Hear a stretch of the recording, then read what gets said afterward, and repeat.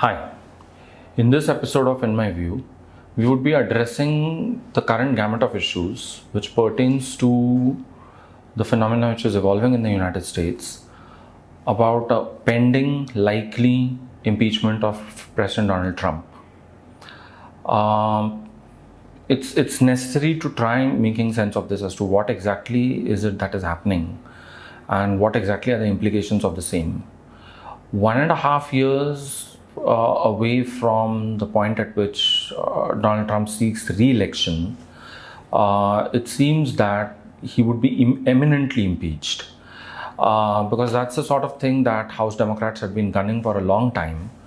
And by this act of indiscretion of his, when he has attempted to involve the Ukrainian leader in something that has implications for American domestic politics, it seems that House Democrats finally have the issue by which they can convincingly nail him and appear extremely categorical as far as American voting public is concerned when it comes to proving that President Trump is possibly incapable of conducting public office.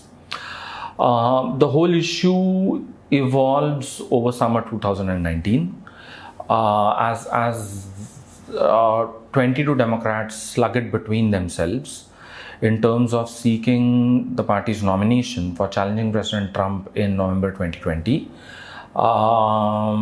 You have a whole range of issues which get addressed, a whole range of subjects that get talked.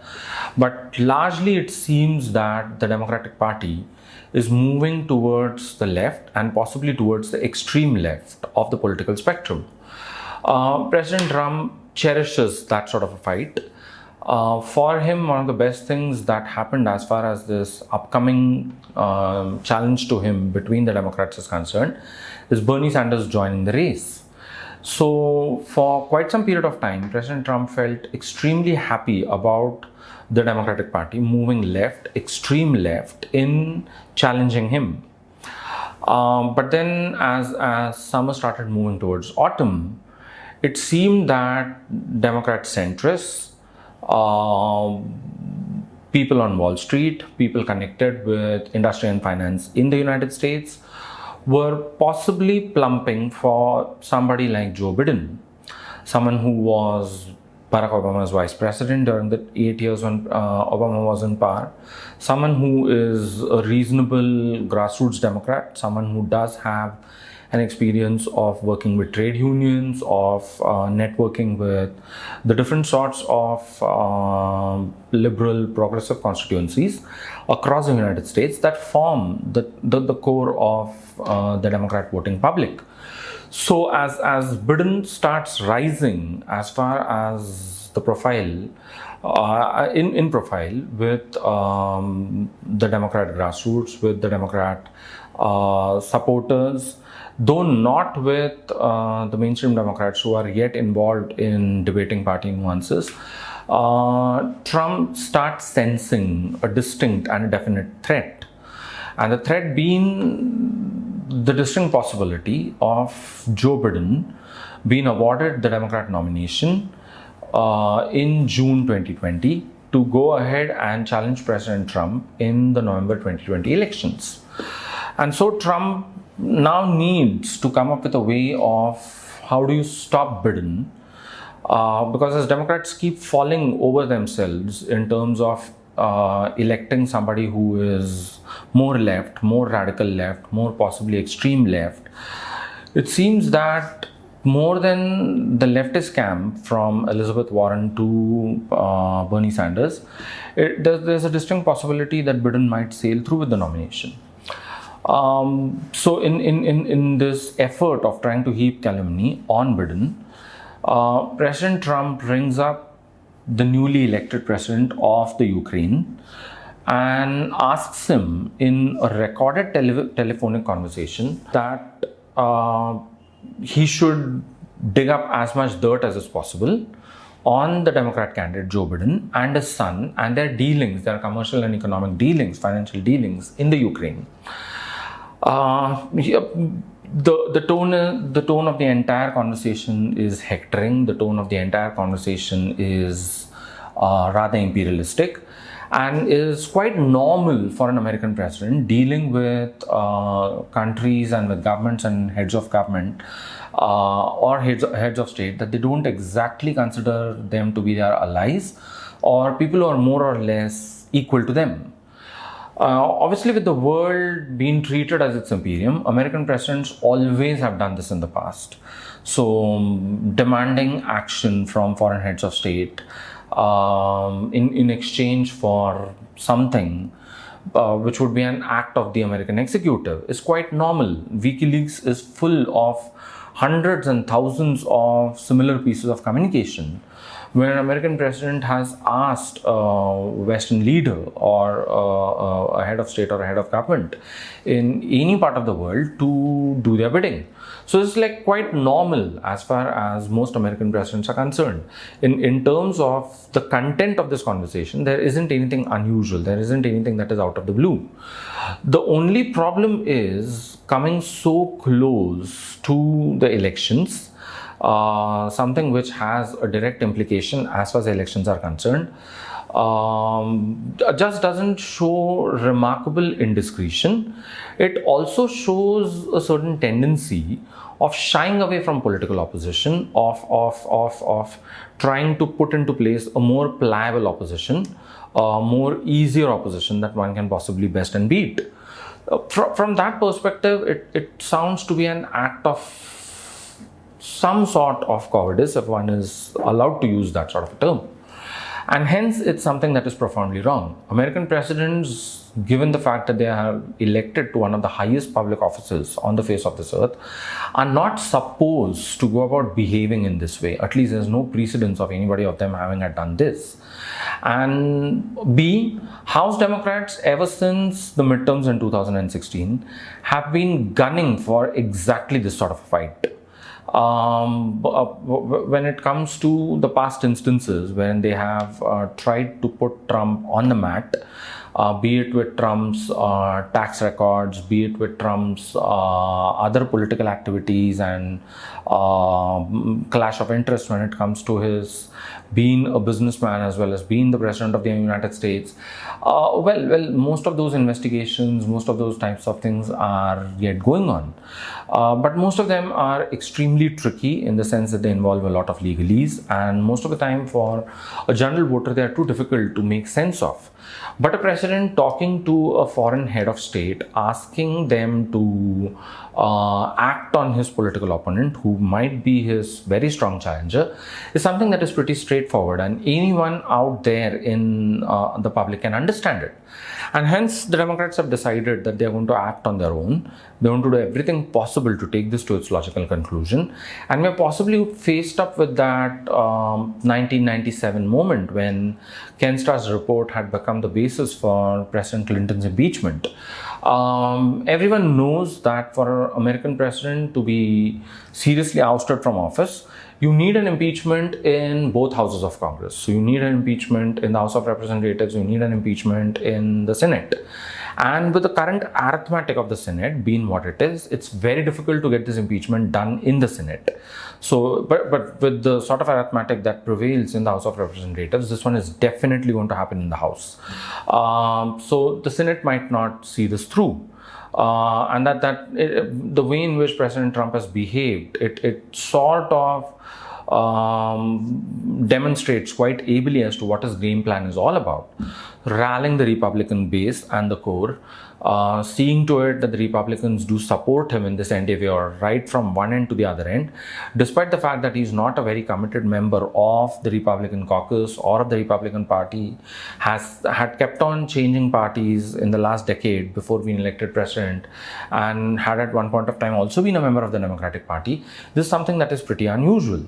So it seems that his game plan is to touch base with the Republicans, to rally them, to get them to see to it that the Senate would defeat this proposition if at all it is visited upon. And well, in that sort of situation, until and unless the Senate doesn't vote for it, the impeachment is just an impeachment by the House of Representatives and doesn't carry any legal significance, any legal responsibility as such. Sad for the United States, because this happens at a point of time when practically all the leaders of the world do gather in New York for the United Nations General Assembly meeting. And when they had so many important issues to battle with, some of them inflicted by Trump, some of them not possibly having anything to do with Trump. But then when you had so many of these issues that needed a very definitive sort of action and a definitive sort of redressal, what you get is this absolutely peculiar, clownish, uncalled for behavior, and something that is going to become quite difficult in terms of America trying to prove the world that it's capable of leading the world.